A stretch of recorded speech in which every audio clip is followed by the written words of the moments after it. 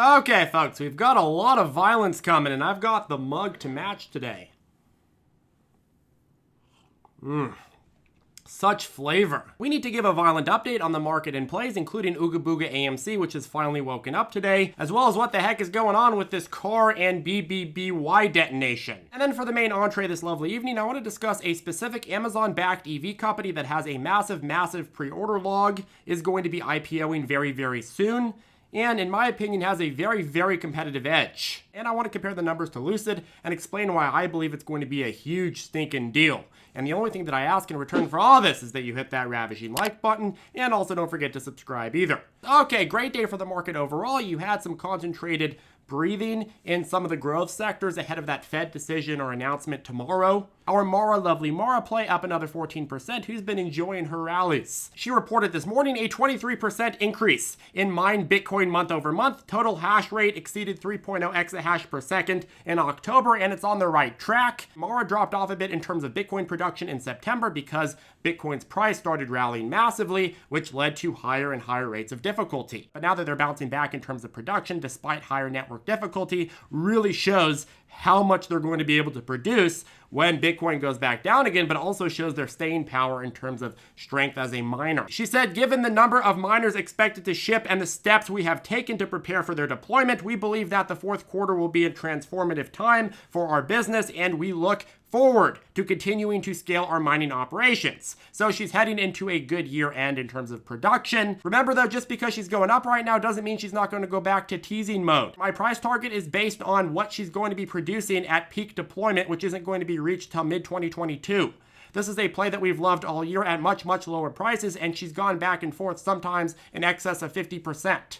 So you never, ever want to buy something just because it's going up. At the end of the day, it's so easy to buy something when it's going up because people are like, oh, well, I see the value now that everybody else sees it, but that's the worst time to buy it. If you see the value now, great, but wait to get a good deal. Moving on, car, aka Avis, got squeeze McSqueeze today with a surprising beat on earnings and share buyback announcement that really caused a ruckus. We did brief on it in the pre-market within the update section, but it was only in the context of a surprising beat. We said topped revenue expectations by more than 60%. I thought that based on that insane beat news that you could potentially see maybe 10-20% of inflows. And yes, shorts had been turning up the heat for weeks, which I thought made it more likely for that to happen. What I did not know is that those buying inflows would go and reveal a ton of overly leveraged shorts that would go running for the hills because they had pushed themselves far too far in this position. I also didn't see coming the massive swarm of social media buyers in this. So certainly lots of luck, but what we do in the briefing every single morning is map out a battleground showing certain catalysts and news events and setups that may have legs throughout the day.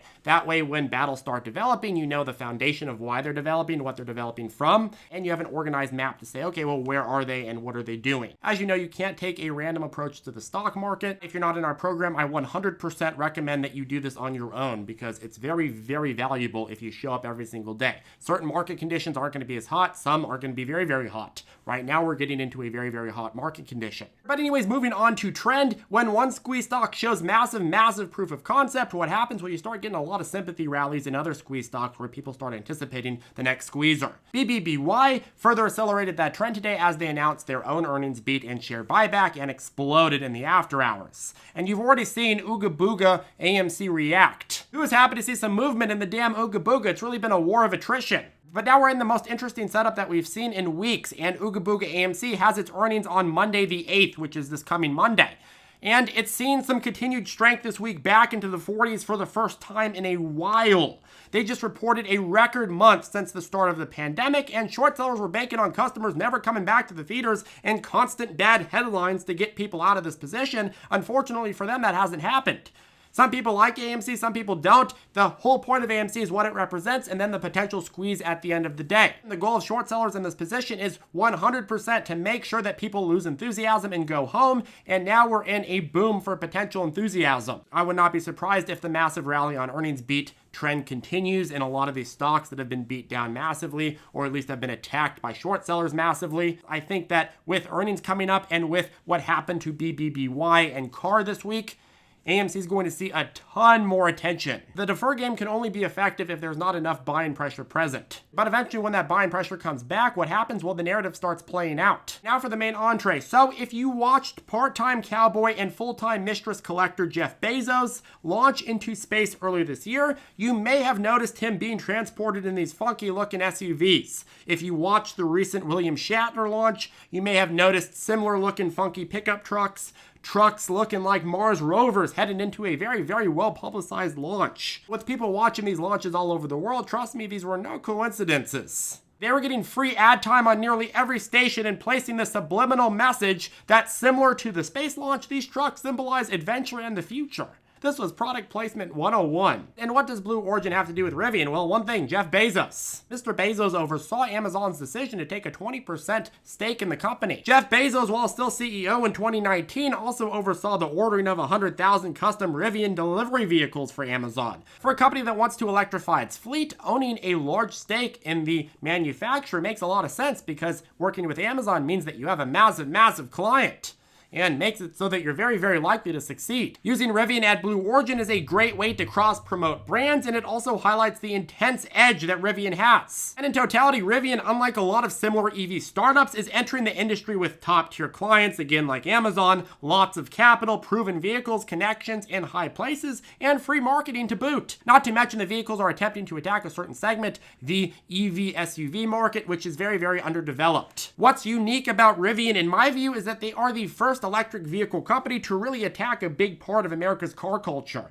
In the US, there's a huge demand for rugged vehicles that can be taken off the road, handle snow, rock, mud, and get pushed to the limits in the outdoors, but also take the day-to-day beating with kids and dogs. Rivian's own SEC filing states that trucks and SUVs are the fastest growing and most profitable automotive segment. Trucks and SUVs comprise over 70% of new vehicle sales in the US and account for most of the profits generated by incumbent automobile manufacturers.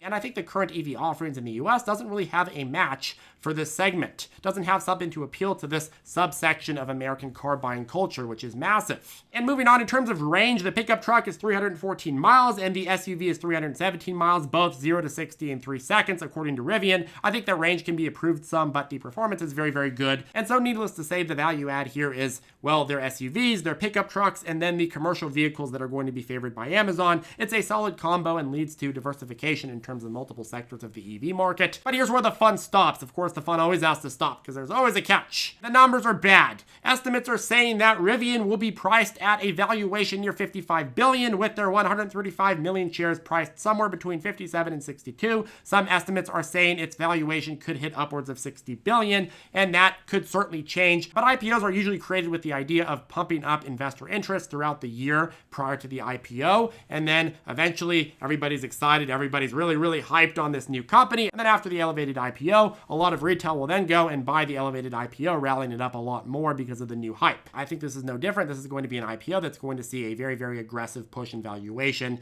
prior to launch, and then it's going to be something that sees a lot of hype flows that then cool off over the upcoming weeks and months. I think this company is going to do very, very well, but you want to pay prices that make sense for what you're getting now. Right now, they're still operating in massive losses. We don't know how well they're going to be able to ramp up demand. That being said, it is one of the most competitive and up-and-coming companies with one of the best business models that I've seen. So that begs the question, what is the fair price for Rivian and how high can it go? Well, Rivian is attempting to take some of the strategies out of Tesla's playbook with an ecosystem based on an approach of providing not just vehicles, but also software and services on a recurring revenue scale. But for valuing purposes, let's just start with deliveries because you need to deliver first before those start showing any value. They currently have 55,400 non-commercial pre-orders in the US, of which they said in their filing they expect to deliver on by 2023. They also have 100,000 orders from Amazon, of which they said they can fulfill by 2025. They've already begun delivering on a very, very small scale, but it's pretty much irrelevant. Let's just spread out the numbers for simplicity onto the upcoming years. We have very little information to go off of, so I improvised a bit in terms of how the numbers were going to lay out based on what I've seen with other manufacturers, but the end result is the same based on their projections. With personal deliveries, you see 10,000 delivered in 2022 and 45,000 in 2023. With commercial deliveries, you see 10,000 in 2022 and 20,000 in 2023. The rest happen in the next couple of years, 2024 and 2025. But because we don't have those same deliveries for the time span on personal vehicles, we'll just focus on the first 2 years here. You add up the total projected deliveries by year-end 2023 in both personal and commercial segments, and you're sitting at somewhere around 85,000 deliveries. You pull up the Lucid numbers that we ran a week or so ago. The projection was 20,000 deliveries in 2022, 49,000 deliveries in 2023. You add those up. What do those come out to? They come out to 69,000.